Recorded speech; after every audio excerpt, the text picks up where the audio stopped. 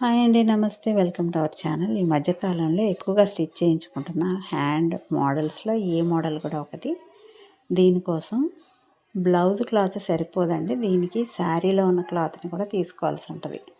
శారీలో ఒక 14-15 ఇంచుల క్లాత్ని మనం కట్ చేసేసుకొని దాన్ని 2 భాగాలుగా చేసి 2 చేతులకి సెట్ చేసుకోవాలన్నమాట. ఆ తీసిన ఒక పార్ట్ని ఇలాగా మధ్యకు ఫోల్డ్ చేసుకొని దానికి మార్క్ పెట్టుకుంటూ 2 ఇంచుల గ్యాప్లోని ఫిల్స్ని అడ్జస్ట్ చేసుకొని అన్ని దగ్గరికి వచ్చినట్టుగా అటువైపు ఒక 5 కుర్చీలు, ఇటువైపు ఒక 5 కుర్చీలని పెట్టి మనం సెంటర్లో ఒక స్టిచ్ కదలకుండా అనేది వేసేసుకుంటే కింది పార్ట్ సెట్ అయిపోయి ఉంటుంది.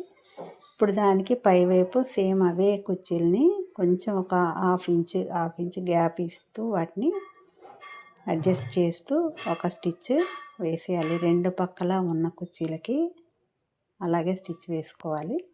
అలా వేసిన తర్వాత దాన్ని నీట్గా ఐరన్ చేసుకోవాలి. ఇప్పుడు మనం హ్యాండ్ షేప్ అయితే కట్ చేయకుండా క్లాత్ కట్ చేసిన దాన్ని యాస్టీజ్ అలాగే పట్టి ఫిల్స్ అయితే వేస్తున్నాము.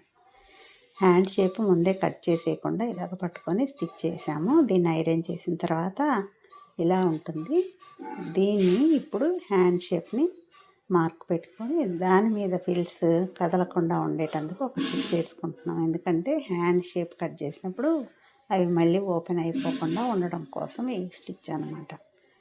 ఇలా వేసిన తర్వాత మనకి హ్యాండ్ లెంత్ ఎంతైతే కావాలో దానికోసం మనం హ్యాండ్ లైనింగ్ కట్ చేసి ఉంచుకున్న దాన్ని పెట్టేసి హ్యాండ్ లెంత్ని ఇలా మార్క్ చేసుకుంటూ కటింగ్ చేసేసుకోవాలి.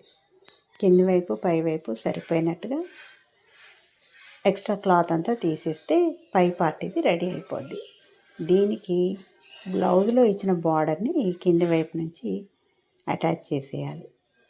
ఇలా అటాచ్ చేసిన తర్వాత మాత్రమే మన లైనింగ్ని ఈ పార్ట్కి అటాచ్ చేయాలన్నమాట. లైనింగ్కి కుర్చీలు అయితే రావండి, దీనికి పైన మాత్రమే కుర్చీలు వస్తాయి.